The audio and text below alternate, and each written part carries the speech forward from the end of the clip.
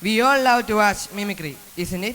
Yes, now we have a marvelous mimicry by Abel Joseph Anthony. മാനിസസിന് നമസ്കാരം. ഞാൻ ഇന്നിവിടെ ചെയ്യാൻ പോകുന്നത് നമ്മുടെ കഥാനായകനായ മനുവിൻ്റെ ഒരു ദിവസത്തെ സന്ദർഭങ്ങളാണ്. രാവിലെ മനു എഴുന്നേറ്റ് വന്നപ്പോൾ പടിവാതിക്കൽ പൂച്ച കിടന്ന് കരയുന്ന കണ്ടു. അത് കഴിച്ചു കഴിഞ്ഞിട്ട് വീടിൻ്റെ വെളിയിലേക്ക് സാധനങ്ങൾ വാങ്ങാൻ പോയപ്പോൾ ഒരു തെരുവ് നായക്കുഞ്ഞ് കിടക്കുന്ന കണ്ടു. മനു അതിൻ്റെ ദേഹത്തേക്ക് ഒരു കല്ല് വലിച്ചെറിഞ്ഞു.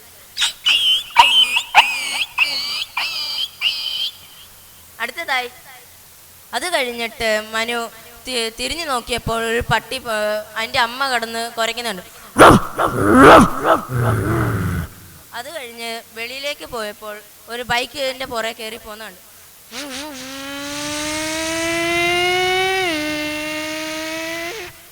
അത് കഴിഞ്ഞ് ഒരു കുരങ്ങനെ കണ്ടു. ആ കുരങ്ങൻ്റെ കൂടെ മനു തുള്ളിച്ചാടി പോകുന്ന കണ്ടു.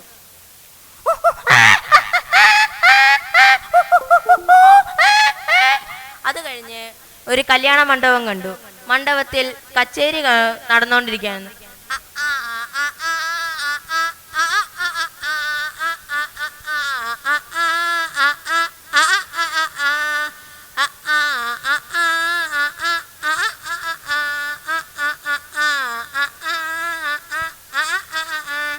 കച്ചേരി കണ്ട ശേഷം മനു തിരിച്ച് വീട്ടിലേക്ക് തന്നെ പോയി.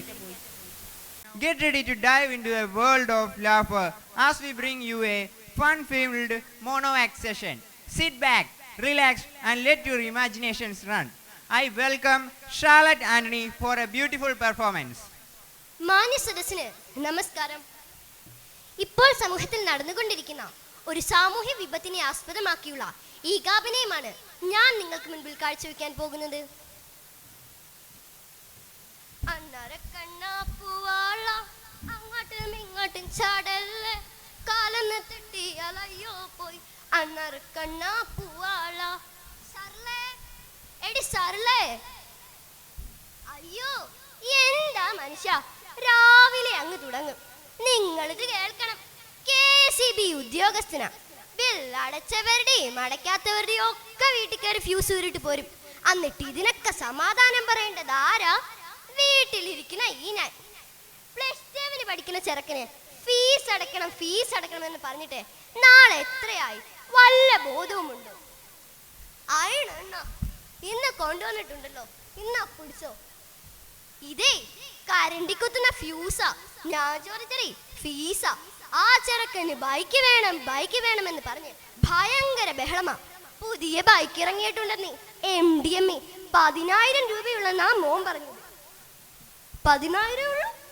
അണ്ണാ നീ ഒരു കാര്യം ചെയ്യും, നിന്റെ കാതി കിടക്കുന്ന ആ കമ്മൽ അങ്ങോട്ട് ഊരിക്കൊടുക്ക്. അതാകുമ്പോ അവന്റെ സുഖിടങ്ങ് തീരുമല്ലോ.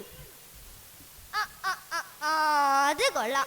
അങ്ങനെ എന്റെ കാതി കിടക്കുന്ന കമ്മൽ ഊരിയിട്ട് നിങ്ങളുടെ മോന്റെ സുഖം തീർക്കണ്ട. വേണമെങ്കിൽ വല്ല ലോൺ എടുക്ക. ലോൺ ഉണ്ടല്ലോ, നീ പോയി മോനെ വിളിച്ചിട്ട് വന്ന്. മോനെ കുട്ടാ, എന്താച്ചാ എന്നെ വിളിച്ചോ? മോന് പുതിയ ബൈക്ക് വേണമെന്നോ MDMA ആണെന്നോ പറയുന്ന കേട്ടു. സത്യമാണോടാ? അതേ അച്ഛാ, പുതിയ ബൈക്ക് ഇറങ്ങിയിട്ടുണ്ട്. MDMA 10,000 രൂപയുള്ളൂ.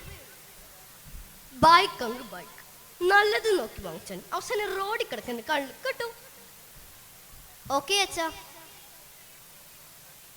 ഹലോടാ, എല്ലാം പറ സെറ്റാക്കിയിട്ടുണ്ട്. ഞാനിവിടെ പറഞ്ഞ് ബൈക്കാണെന്ന് ഇവിടെ എല്ലാവരും വിശ്വസിച്ച്. ശരിക്കും? എന്നാ നീ ഒരു കാര്യം ചെയ്യ്, സ്കൂളിന് പിന്നിലെ മതിലിൻ്റെ അവിടെ ടോണി വന്ന് നിൽപ്പുണ്ട്, വേഗം അങ്ങോട്ട് ചെല്ല്. പിന്നെ ഒറ്റയ്ക്ക് അടിക്കാമെന്ന് വിചാരിക്കണ്ട, അവളുമാർക്കും കൂടിയും കൊടുക്കണം. കഴിഞ്ഞ പ്രാവശ്യമേ അവളുമാരാ നമുക്ക് തന്നത്. ശരിയടാ. ഹലോ, ഓമനക്കുട്ടനല്ലേ? ഞാൻ പോലീസ് സ്റ്റേഷനിൽ നിന്ന് മെസ്സേജാണ് വിളിക്കുന്നത്. അതിന് ഷാറേ, ഞാനിവിടുത്തെ ഹൂസൊന്നും വരെയില്ലല്ലോ. അതിന് താങ്കളൊന്നും ചെയ്തില്ല.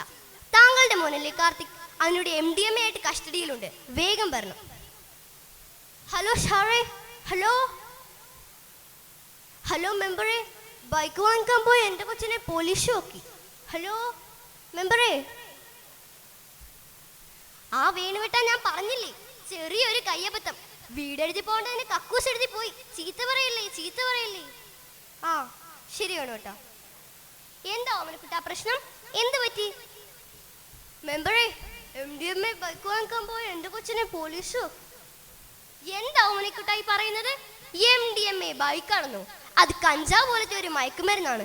സ്കൂളുകളും കോളേജുകളും കേന്ദ്രീകരിച്ച് മിഠായികളുടെയും ഗുളികകളുടെയും രൂപത്തിൽ അത് സജീവമാണ്. വാ ഓമനക്കുട്ട, നമുക്ക് പോലീസ് സ്റ്റേഷനിൽ പോകാം. എന്താ സാറേ ശരിക്കും അവിടെ സംഭവിച്ചത്? ആ മെമ്പറേ, ഞങ്ങൾക്കൊരു ഇൻഫോർമേഷൻ കിട്ടി പോയതാ. അപ്പോഴാ ദാ ഇവന്മാരെ പോക്കുന്നത്. ഒറ്റമോനല്ലേ എന്നോർത്ത് ഓമനിച്ചല്ലടാ ഞങ്ങൾ നിന്നെ വളർത്തിയത്. നീ എന്തിനാടാ ഞങ്ങളോട് ഇങ്ങനെ ചെയ്തത്? അച്ഛനെല്ലാ ദിവസവും വീട്ടിൽ കള്ളു കുടിച്ചിട്ടല്ലേ വരാറ്, പിന്നെ എനിക്കെന്താ ചെയ്താ?